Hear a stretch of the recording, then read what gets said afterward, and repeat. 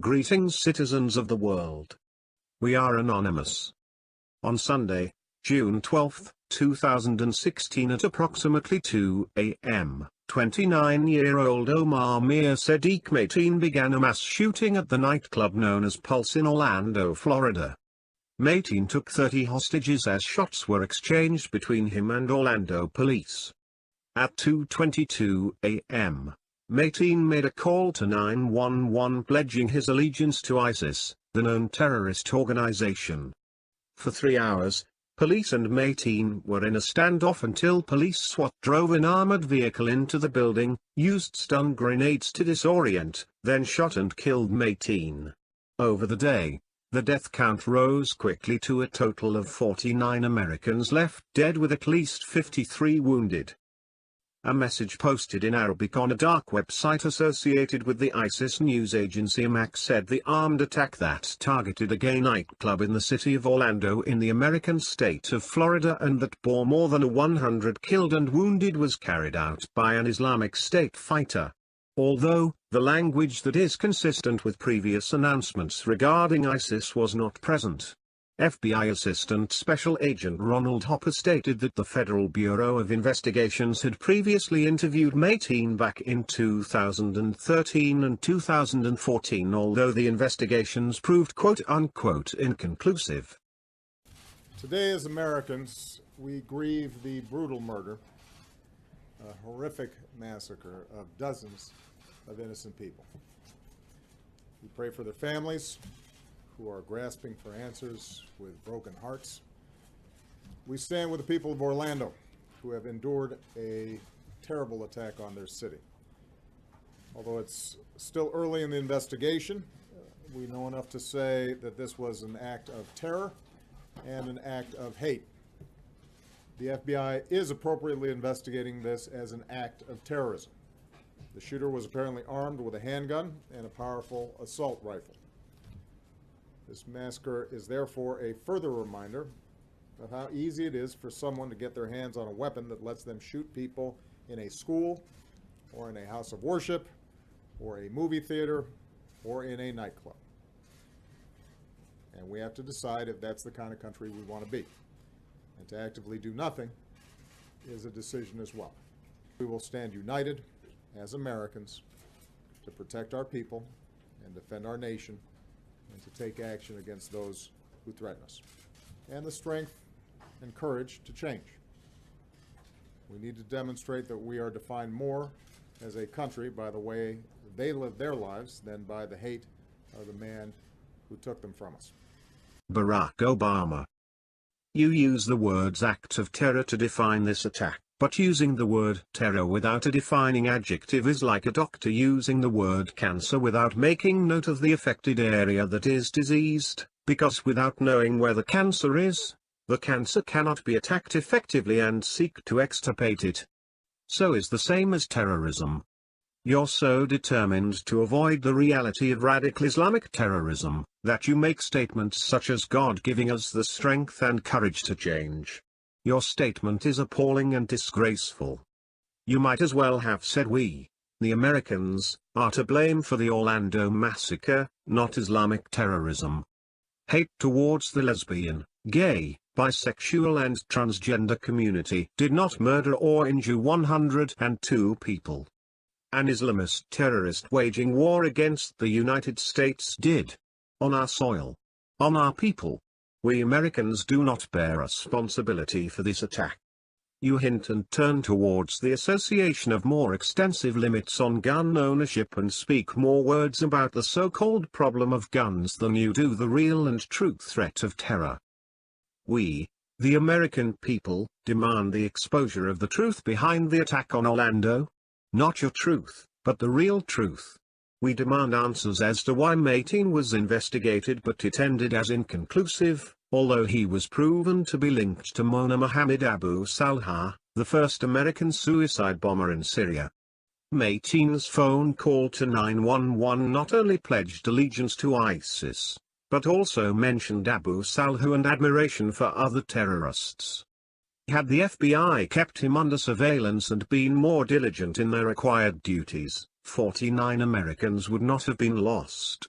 Barack Obama, if you would be more diligent in your required duties and acknowledge the real terrorist threat we are currently facing and show more attentiveness to exterminate it, maybe America would not be at war on our own soil with Islamic terrorists committing lone wolf attacks around the nation. The attack on the Pulse nightclub in Orlando, Florida, was the worst terrorist strike on our soil since September 11th. And the worst mass shooting in our country's history. So many people, just hard to believe, but just so many people dead. So many people gravely injured. So much carnage. Such a disgrace. The horror is beyond description. The families of these wonderful people are totally devastated, and they will be forever. Likewise, our whole nation, and indeed, the whole world is devastated. We express our deepest sympathies to the victims, the wounded, and their families. We mourn as one people for our nation's loss and pledge our support to any and all who need it. I would like to ask now that we all observe a moment of silence for the victims of this attack.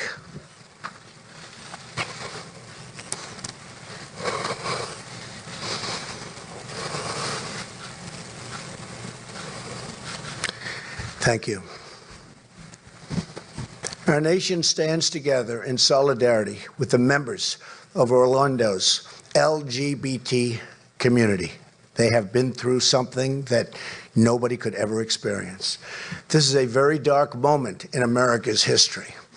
A radical Islamic terrorist targeted the nightclub, not only because he wanted to kill Americans, but in order to execute gay and lesbian citizens because of their sexual orientation. It's a strike at the heart and soul of who we are as a nation. It's an assault on the ability of free people to live their lives, love who they want, and express their identity.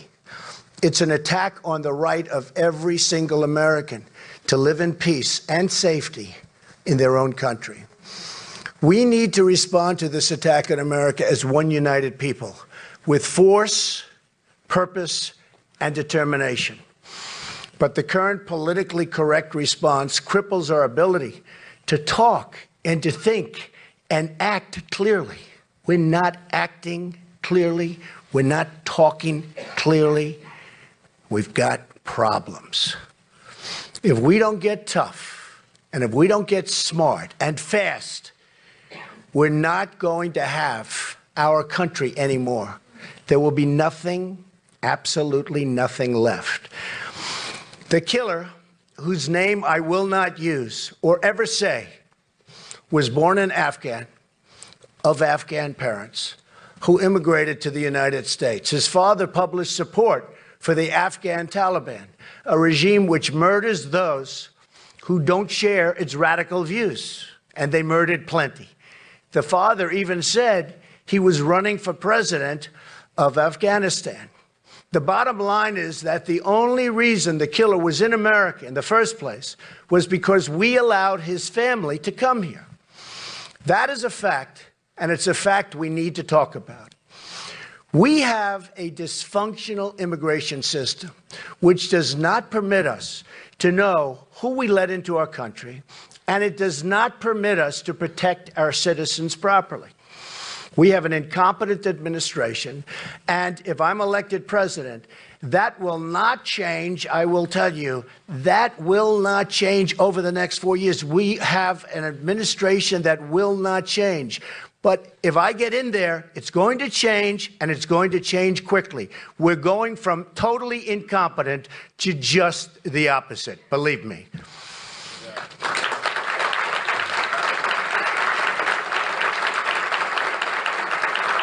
Thank you.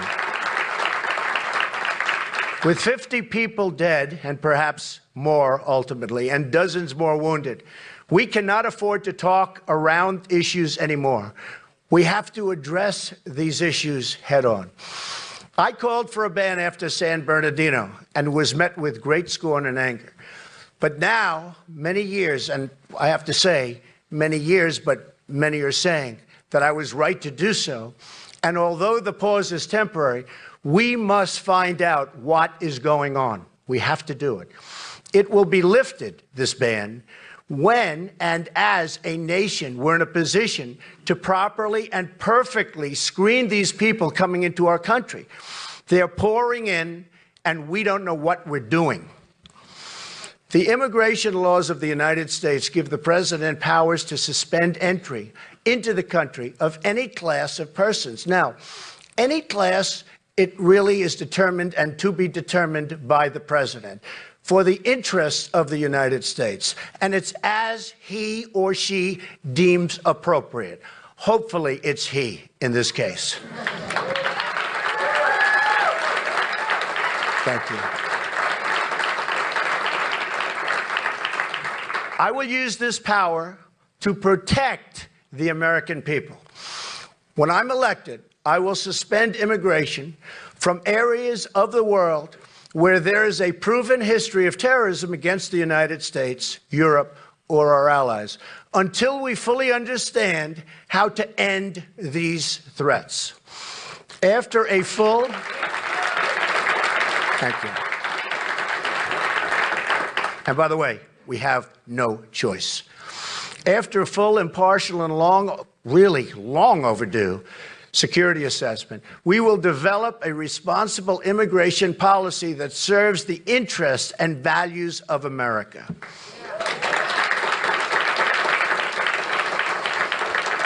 We cannot continue to allow thousands upon thousands of people to pour into our country, many of whom have the same thought process as this savage killer.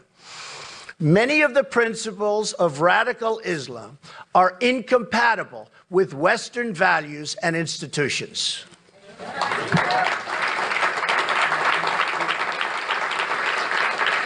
Remember this: radical Islam is anti-woman, anti-gay, and anti-American.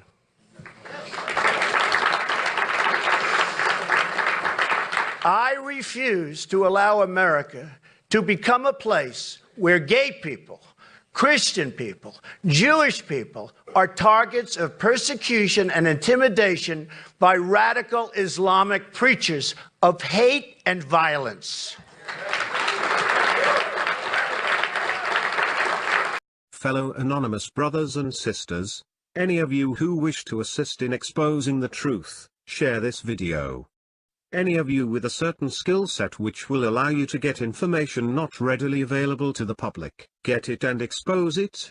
Under any means necessary, we must find the guilty and hold them accountable, and President Obama cannot keep our eyes closed on this matter, and we must open the eyes of the others who have fallen for his and the corrupt government's false propaganda. Whatever happened in Orlando, we must expose the truth, and nothing but the truth. Our American people deserve it. Our time is now. We are anonymous. We are legion. We do not forgive. We do not forget. Those attempting to obstruct the truth. Expect us. Operation Expose Orlando engaged.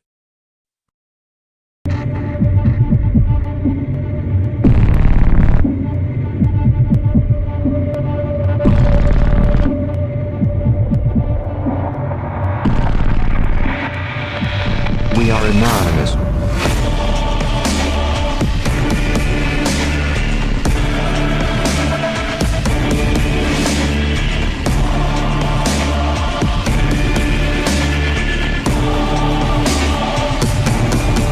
We are legion.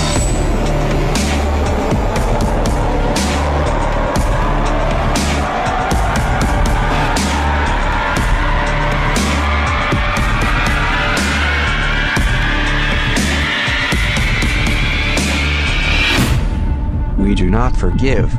We do not forget. Expect us.